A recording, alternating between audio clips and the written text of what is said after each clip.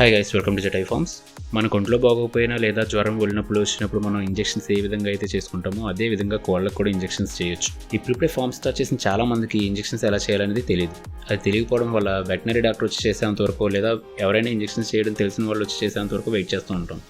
ఈ లోపు పుంజుకి ఏమన్నా అయితే అరే ఆ ఇంజెక్షన్ చేస్తుంటే బతికేదేమో అని చెప్పి బాధపడతాం. యాక్చువల్గా ఇంజెక్షన్ చేయడం అనేది చాలా ఈజీ. ఈరోజు నేను మీకు కాళ్ళకి ఇంజెక్షన్ ఎలా చేసుకోవాలని చూపిస్తాను. ఎప్పుడు జాబ్లోనే పెట్టుండే పుంజులకి కాళ్ళ పట్టలు చేయడం అనేది సర్వసాధారణం. సో అటువంటిప్పుడు నేను కాళ్ళ పట్టల ట్రీట్మెంట్లో భాగంగా నేను ఇంజెక్షన్స్ చేస్తాను.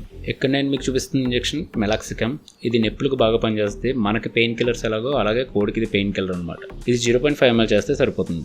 ఇది న్యూరోకైన్ ప్లస్. ఇది కోడి కాళ్ళ పట్టలకు బాగా పనిచేస్తుంది. ఇది వెటనరీ షాప్లో దొరుకుతుంది. అలాగే హ్యూమన్ మెడికల్ షాప్లో న్యూరోపిన్ పోర్ట్ అని దొరుకుతుంది. అది కూడా కోడి కాళ్ళ పట్టలకు బాగా పనిచేస్తుంది. నేను ఇప్పుడు ఈ న్యూరోకైన్ ప్లస్ ఒక 0.5 ml అలాగే మెలాక్సికమ్ కూడా 0.5 ml చేస్తాను.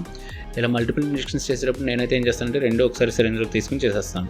దీనివల్ల రెండు సపరేట్ ప్లేసెస్లో చేయాల్సిన అవసరం లేకుండా రెండు కలుపుతాం కాబట్టి రెండు ఒక ప్లేస్లో చేసుకుంటాం.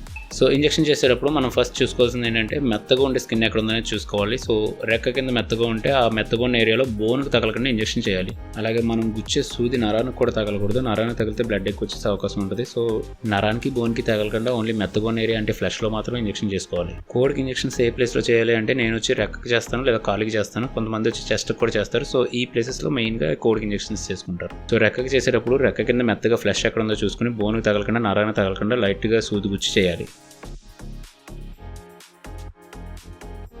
ఇంజెక్షన్స్ చేసేటప్పుడు ఏ పుంజుకు వాడిన సూది ఆ పుంజుకే సపరేట్గా పెట్టుకుంటాను. నేను ఒక పుంజుకు వాడిన సూది మళ్ళీ వేరే పుంజుకు వాడను. ఒక్కొక్కసారి ఇంజెక్షన్ హార్డ్గా చేసేస్తే ఆ ప్లేస్లో పచ్చగా అయిపోయి కమిలిపోద్ది. భయపడాల్సిన అవసరం ఏం లేదు. బట్ ఆ ప్లేస్లో మళ్ళీ ఇంజెక్షన్ చేయకుండా కొంచెం రెస్ట్ ఇస్తే బెస్ట్. కాళ్ళపట్లకి అందరూ ఇంజెక్షన్సే చేయరు. కొంతమంది ట్యాబ్లెట్స్ కూడా వాడతారు. అందులో మెయిన్గా బాయిత్యనాథ్, వాత, గజంకుష్, రాస్ అనే ఈ ట్యాబ్లెట్స్ బాగా పనిచేస్తున్నాయని చెప్పి చాలా మంది చెప్తే విన్నాను. అవి 2-3 ట్యాబ్లెట్స్ ప్రతిరోజు వేయాలి. అలా 1 వారం రోజులు వేసుకుంటే కాళ్ళపట్లు తగ్గుతాయి. ఈ ట్యాబ్లెట్స్ నేను అమెజాన్లో ఆర్డర్ పెట్టాను. ఇలాంటి మంచి ఇన్ఫర్మేటివ్ వీడియోస్ ఇంకా మీ ముందుకు తీసుకురావడానికి ప్లీజ్ మా ఛానల్ సబ్స్క్రైబ్ చేసుకోండి. అలాగే షేర్ చేయండి.